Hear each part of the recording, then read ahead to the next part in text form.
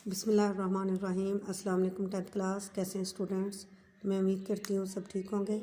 बेटे आज हम पढ़ रहे थे पहले मैदान करबला में गर्मी की शिद्दत, तो आज उसकी हम एक्सरसाइज करेंगे। सवालों के मुख्तसर जवाब हैं। मीर उनीस ने पहले बंद में ज़बान को किस चीज़ से तशबीह दी थी? शम्मा से। ठीक है। दूसरे बंद में नहर के लफ्ज़ से क्या मुराद है?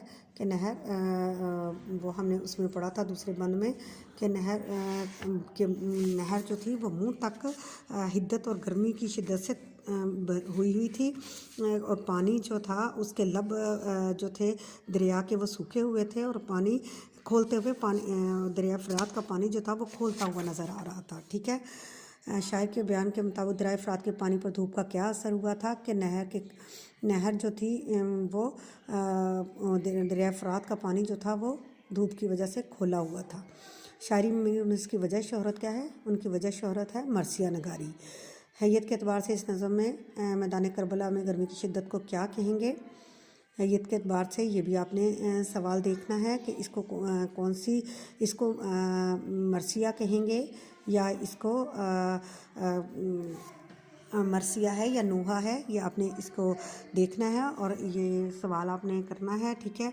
आगे बाकी जो हैं सवाल नंबर 2, इसको दुरुस्त गलत की निशानदही करनी है। ये आपके सामने दिए हुए हैं, आपने इनको देखना है और समझ के क्या करना है। आपने बताने को बेटे मैं आपको बता सकती हूँ, लेकिन अगर आपने ये ख़ुद से करेंगे तो अच्छी बात है कि आपको इस तरह आपकी सारी रीडिंग भी हो जाएगी। मैदान गर्मी की शिद्दत किस शायर की तख्लीक है? आसान से सवाल हैं, इसमें मीर उनीस की है ये, तो इसी तरह आपने बाकी भी आपने ये करना है। ठीक है।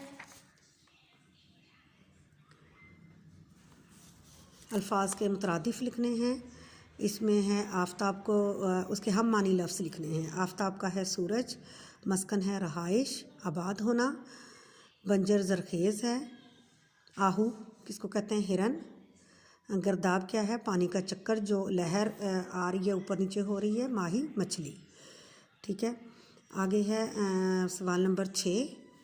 ये इसमें है आपने ये जो लफ्ज़ दिए गए हैं इन लफ्ज़ों को सही लफ्ज़ों का इंतखाब करके आपने खाली जगह में लिखना है। कौसैन में दिए गए अल्फाज से दुरुस्त लफ्ज़ को इंतखाब करके खाली जगह पूर करें। इसमें पहला है इसका पत्थर पिघल कर मोम हो गए थे। मुसद्दस का हर बंद 6 मिसरों पर मुश्तमिल होता है और मुखम्मस का कितने पे होता है? 5 पे। गर्मी की शिद्दत से पत्तों का रंग स्याह हो गया। शायर ने दरख्त के जलने को चिनार से तशबीह दी है। ठीक है जी। हमारा ये जुमलों वाला है सवाल नंबर 7। ये इसके आपने मायने याद करने हैं। ये जैसे मैंने आपको तशरीह के अंदर बताए हैं। आपने जैसे मिसले शम्मा की मानद, अलअमा क्या है? खुदा महफूज, खुदा की पनाह। ताबो तब तेज़ धूप, ये चश्मा हयात, ज़िंदगी का चश्मा। बरगोबार, पत्ते और फल। ये बेटे बाकी भी आपने इसी तरह इनका जो है अल्फाज के मायने जब आपको आते होंगे इसी तरह आपने करना है, तो फिर आप इसके जुमले बना सकोगे। ठीक है। इस्तारा किसको कहते हैं? इस्तारे के लफ्ज़ी मानी उधार लेना के हैं। इल्म बयान की इस्तिलाह में जब हम किसी चीज़ के मानी मुस्तार लेकर दूसरी चीज़ के लिए इस्तेमाल करते हैं तो इसे इस्तारा कहते हैं। माँ ने कहा मेरा चाँद स्कूल से आ गया।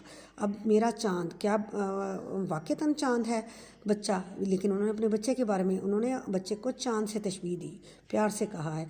बाप ने कहा मेरा बेटा रुस्तम है। रुस्तम यानी एक पहलवान जो ताकतवर पहलवान है। क्या बेटे का नाम रुस्तम तो हो सकता है, लेकिन उन्होंने मुहावरतन बोला है कि मेरा बेटा रुस्तम है। किस शेर की आमद है कि रन काँप रहा है? किस शेर की आमद है कि रन काँप रहा है? ये मुहावरतन है, तो ये भी मुस्तार लिया गया है। इन जुमलों में चाँद, बेटे को रुस्तम और बहादुर इंसान को शेर कहा गया है। यानी चाँद, रुस्तम और शेर के अल्फाज जो हैं मुस्तार लेकर बच्चे, बेटे और बहादुर इंसान के लिए इस्तेमाल किए गए हैं। ठीक है। अब आपने बेटे इसको समझना है। ये आपको ऐसे है MCQs के सवाल आपके बनेंगे। इसके कसीरुल इंतखाबी जिसको कहा जाता है वो वाले सवाल होंगे। आपने इसको अच्छे से समझना है इस एक्सरसाइज को, और इंशाल्लाह फिर हम नेक्स्ट डे जो है अपनी आगे वाला काम दूसरी नज़्म या फिर गज़ल की तशरीह करेंगे। ओके जी, अल्लाह हाफिज़।